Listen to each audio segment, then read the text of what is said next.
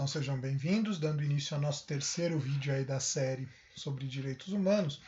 Hoje a minha ideia é a gente tentar trabalhar um pouco a história dos direitos humanos, né? Ou pelo menos não a história em si, não vou esgotar o assunto, porque eu vou trabalhar esse assunto com um pouco mais de calma nos próximos vídeos, mas a ideia de direitos humanos, como ela surge na história da humanidade, como ela vai se concretizando, como ela vai passando por fases, enfim. E aí eu vou me inspirar em dois livros, né, para poder falar um pouco as coisas. É uma inspiração livre, não fiz nenhuma citação, mas mais ou menos a ideia aí do que eu vou trabalhar, do que eu vou explicar na aula de hoje, vai se basear em dois livros. O primeiro é esse aqui, Afirmação dos Direitos Humanos, Afirmação Histórica dos Direitos Humanos, do Fábio Comparato. E o segundo é esse livro aqui, na verdade é um documento, Educação em Direitos Humanos, que foi compilado pelo Memorial da Resistência aqui de São Paulo, isso de um curso que eles fizeram em 2015, se não me engano. Eu cheguei a fazer uma edição desse curso em 2017, mas eles já não tinham esse material. Esse material é da primeira edição, da segunda edição do curso deles. Que é um curso que valeu bastante a pena, por sinal, ter feito. Então eu vou me basear um pouco nessas ideias. E aí, para a gente poder entender, e assim, não é que eu rompo com aquilo que foi falado nos vídeos anteriores, é para a gente entender como a ideia de direitos humanos ela está muito ligada à necessidade de garantir direitos da população ante a autoridade, ou, mais especificamente, ante o autoritarismo do Estado, ou ante a possibilidade do autoritarismo do Estado. Isso é um ponto que precisa ficar muito claro e é o meu grande objetivo ao iniciar, ao fazer esses vídeos aqui sobre direitos humanos. Ainda mais num país como o Brasil, que a gente tem uma forte tendência autoritária, existe um autoritarismo na história brasileira e um autoritarismo que se faz muito presente junto às classes mais pobres, junto às classes que mais sofrem na história brasileira. Exatamente porque não há um investimento, não há uma preocupação séria em diminuir a desigualdade social, é que na história brasileira a gente tem um forte Estado repressivo. E isso independente se nós vivemos em momentos mais abertos, como o que vivemos agora, embora seja meio complicado falar do momento atual, ou se a gente vive em momentos mais fechados, como foi a ditadura militar, como foi a ditadura Vargas, enfim. A verdade é que aquela máxima lá do Washington Luiz, de que movimento social é caso de polícia, ela é uma definição do que é o Brasil. Mas a gente não vai falar de Brasil propriamente dito, eu vou falar, retomar aí alguns pontos da história mundial. E aí o que eu quero falar? Primeiro, de alguns precedentes e depois de praticamente de 3 gerações de direito, aí eu me baseio muito naquele livro ali de Educação e Direitos Humanos, de 3 gerações praticamente de direitos humanos, ou do fortalecimento da ideia de direitos humanos na história da humanidade. A primeira fase, os precedentes, vamos dizer assim, eles começam lá no mundo antigo. Porque afinal, a ideia de direito, ou a ideia de lei, de justiça, ela de alguma forma já existe desde que o ser humano começou a formar a civilização. A gente já tem os primeiros registros de lei lá na civilização babilônica, a gente tem o Código de Hammurabi, que é considerado o primeiro registro de legislação, mas ainda não dá para falar propriamente em direitos. Alguns costumam reconhecer, alguns grupos reconhecem, alguns estudiosos reconhecem que o primeiro movimento que o primeiro documento que a gente tem na história seria o Cilindro de Ciro, que foi um bloco de argila, um objeto de argila que foi encontrado no século passado, que foi escrito pelo rei Ciro, ou pelo menos a mando do rei Ciro, da Pérsia, ali por volta de 539 a.C., e que dava direito aos povos libertados do domínio babilônico de poderem voltar às suas terras de origem. Essa história ela se encontra bastante, inclusive, né, ou pelo menos ela coincide com a história bíblica do fim do cativeiro da Babilônia. O cativeiro da Babilônia teria sido o momento em que os babilônios teriam levado judeus, né, lá do povo de Israel, escravizado para a Babilônia, e com a conquista dos babilônios pelos persas, com a expansão do Império Persa, os israelitas puderam voltar para a Terra Prometida. E aí vem a reconstrução do templo e toda aquela coisa, né, que é muito bem vista. Tanto que o Ciro é o primeiro a ser chamado de Cristo. Cristo no sentido de um ungido de Deus. Se eu não me engano, é no livro de Isaías, que aparece o nome dele como o ungido de Deus, como um libertador, porque foi quem libertou o povo da dominação babilônica. E no caso da cultura judaica, da cultura hebraica, o exílio da Babilônia foi a coisa que mais traumatizou aquele povo. A gente tem também, ao mesmo tempo, os gregos e os romanos com a instituição da ideia de direito aos cidadãos. Né? Quem é cidadão tem direito.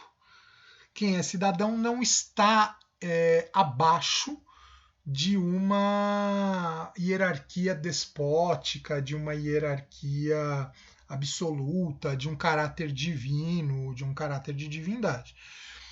O cidadão ele tem direitos que são garantidos pela lei. De alguma forma, o fato dele ser cidadão, ser reconhecido como cidadão, lhe dá direitos que ele tem por nascença. Essa ideia de direito natural, ela é uma ideia que está na base da gênese do conceito de direitos humanos. Então, de acordo com o conceito de direitos humanos, o que está por trás é a dignidade da vida humana. E a dignidade da vida humana vai ser defendida porque ela já é um direito em si. Então, nós já nascemos com esse direito, é um direito natural. Essa ideia ela vai ter muita força junto aos pensadores contratualistas. É a primeira fase dos direitos humanos. Então, a ideia dos direitos como algo natural, ela de certa forma surge com o iluminismo. O Hobbes, que eu coloquei aqui, ele não é um iluminista, ele é anterior, inclusive ele não defende propriamente as ideias iluministas, mas ele reconhece que a vida é um primeiro direito, né, que a vida é um direito natural e que o Estado se constrói como algo próprio para garantir a segurança. Claro que ele vai defender a ideia de um Estado autoritário, aliás, o pensamento hobbesiano ele vem muito a calhar a lógica brasileira. O Estado tem que ser autoritário porque é só um Estado que imponha medo à população é o que vai fazer com que a vida seja garantida. Só que essa ideia ela vai se aprofundando, né? E aí a gente vai ter depois o Locke. O Locke já vai defender o direito à vida, o direito à propriedade e o direito à liberdade. Enquanto para o Hobbes, propriedade não era um problema, ele nunca problematizou, e liberdade ela deveria ser limitada porque a segurança é mais importante, o Locke vai colocar na mesma balança vida e liberdade. Então as duas coisas aí são questões a serem defendidas. E aí você tem que ter um Estado que não tenha poder máximo, como, por exemplo, defendia o Thomas Hobbes. Aí a gente vai ter o Rousseau, que vai ser um pensador que já vai ter uma visão um pouco mais ampla dessa ideia de direito. Porque o direito ele deve estar ligado à questão da vontade geral, ou seja, a vontade, aquilo que traz o bem comum. Vontade geral não é vontade de todos. Eu já ia falar vontade de todos, mas não é. Vontade geral é aquilo que beneficia a todos. Aqui no canal tem vídeos aí sobre o pensamento russoniano, acho que principalmente o segundo vídeo, estou apontando que eu vou deixar a indicação aqui, o segundo vídeo, que trata exatamente do contrato social, ajuda a gente a entender um pouco essa visão do Rousseau. É uma forma de resgatar aquilo que a origem da propriedade privada fez perder e tudo mais. E voltando lá no slide, a gente vai ter o Kant. Né? O Kant é um pensador muito importante para a questão do direito, tanto que porque ele faz muito essa associação entre ética e direito. O professor Fábio Comparato faz um pouco essa análise de que, como Kant defende que por sermos seres racionais, a gente tem a capacidade de sermos autônomos, nós temos a capacidade de sermos autônomos, né? E a autonomia para Kant é poder agir por si mesmo, poder fazer o certo por si mesmo. Quando eu me submeto à lei, é porque eu reconheço que a lei é essa expressão da racionalidade humana. Então, ou seja, a lei, o direito, nada mais é do que, de alguma forma, efetivar aquilo que eu já reconheço pela minha racionalidade. Eu reconheço que entre matar e não matar é certo não matar, porque eu não gostaria que alguém me matasse. A ideia do imperativo categórico kantiano. Tem vídeo também aqui no canal sobre o imperativo categórico. Então, dentro do pensamento kantiano, submeter-se à lei é uma necessidade, vou até dizer assim, é uma necessidade desnecessária. Porque, pela razão, eu já sei que eu não poderia fazer não deveria ter atitudes que prejudicam a humanidade. A humanidade é vista como um fim dentro do pensamento kantiano. Mas, ao mesmo tempo, exatamente porque eu sou livre, eu posso correr o risco de acabar cometendo crimes contra a racionalidade, contra a humanidade. Então, por isso, eu acabo me submetendo à lei. Os iluministas são a base dos direitos humanos. Porque, afinal, é com o pensamento iluminista que vem os chamados direitos políticos, ou os direitos civis. É quando você tem a possibilidade de você ter defesa ante o Estado. Afinal, os iluministas estão batendo no Estado absoluto.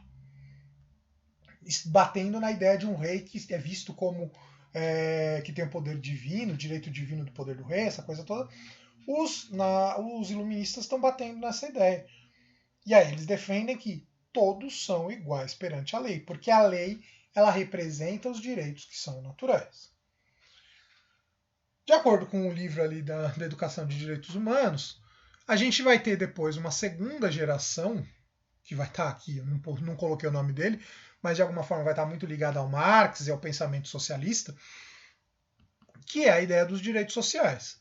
Afinal, a gente vai ter a derrubada do absolutismo, começa na Inglaterra, vem a independência dos Estados Unidos, vem a Revolução Francesa, depois vai acontecendo uma série de outras revoluções que vão, se não derrubam o regime absoluto, colocam monarquias constitucionais, o que praticamente também leva ao fim do absolutismo.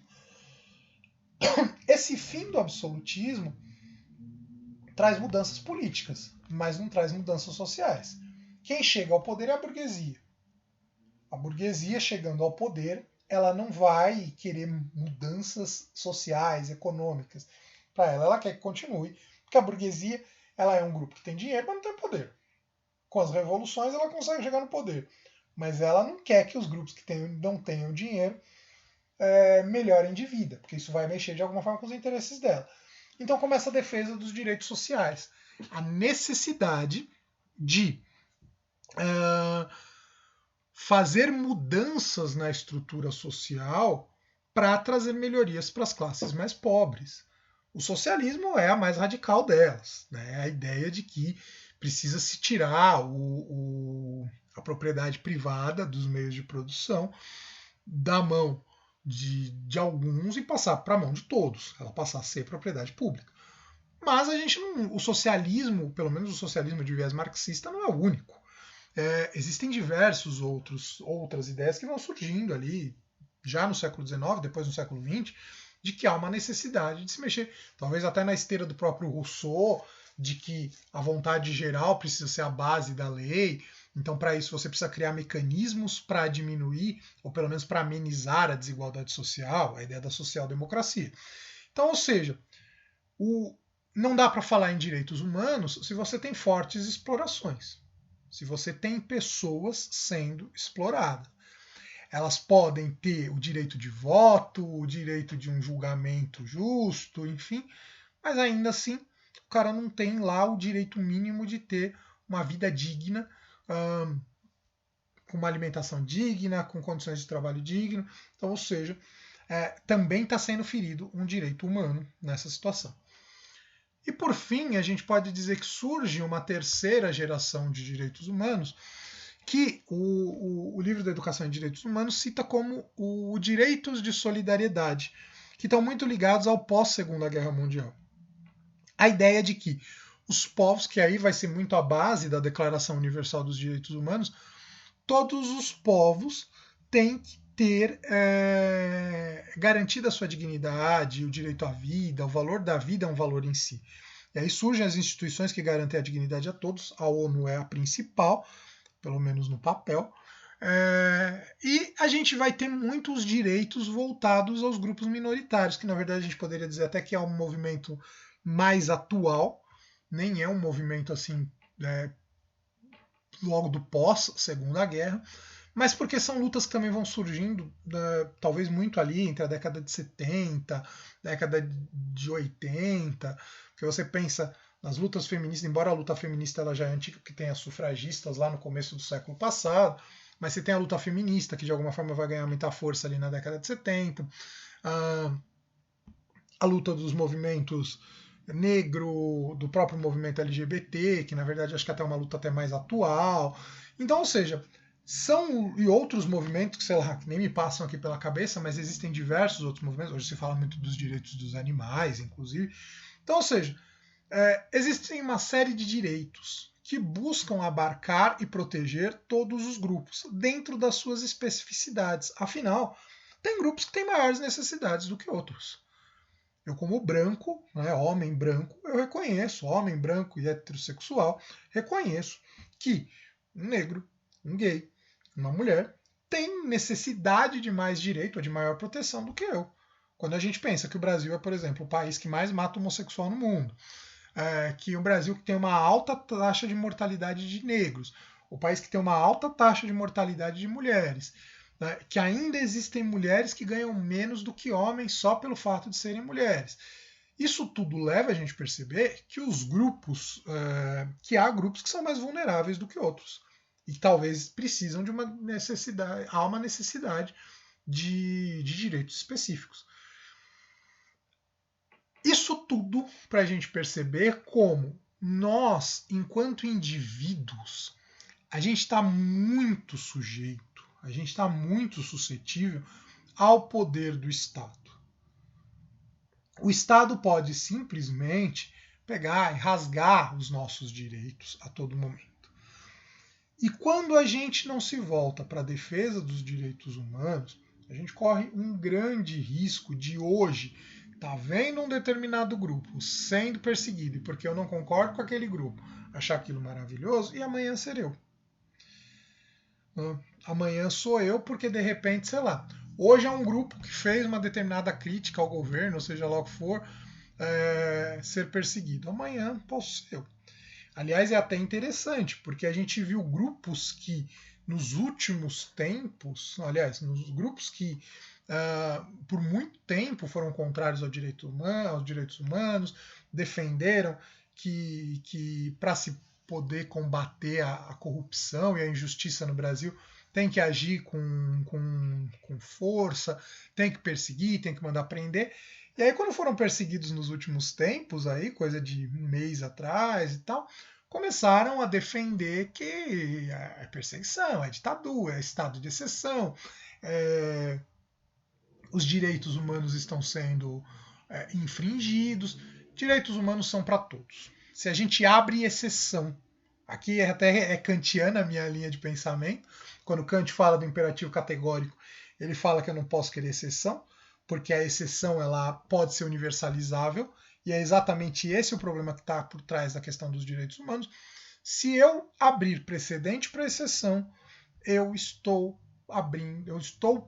possibilitando a exceção de virar regra. Se eu defender que hoje determinado grupo tem que ser perseguido pelo Estado, nada impede que amanhã eu também seja perseguido pelo Estado. Posso ser encarado como inimigo. É esse o risco que a gente corre quando a gente defende um Estado repressor. E é esse foi fugindo desse risco que todos os que pensaram em direitos humanos no decorrer da história da humanidade, né, foram evoluindo a ideia de direitos humanos, foi pensando nesse risco que esses pensadores colocaram. Por isso que a filosofia ela sempre tenta partir daquilo que é mais universalizável, né, para a partir daí você fazer as discussões do que seria particular. Então, basicamente é isso. Né? Eu acho que o que eu queria colocar nesse vídeo de hoje é isso. Né? Minha ideia nos próximos vídeos é a gente tentar aprofundar um pouco mais as questões históricas, principalmente trabalhando mais fortemente essa ideia da origem dos direitos humanos como oposição ao Estado absoluto e como uma ideia basicamente iluminista. E aí talvez eu até me sirva como base, eu vou pensar no que eu vou realmente trabalhar, mas me sirva como base a declaração do homem e do cidadão que surgiu lá na França pós-revolução.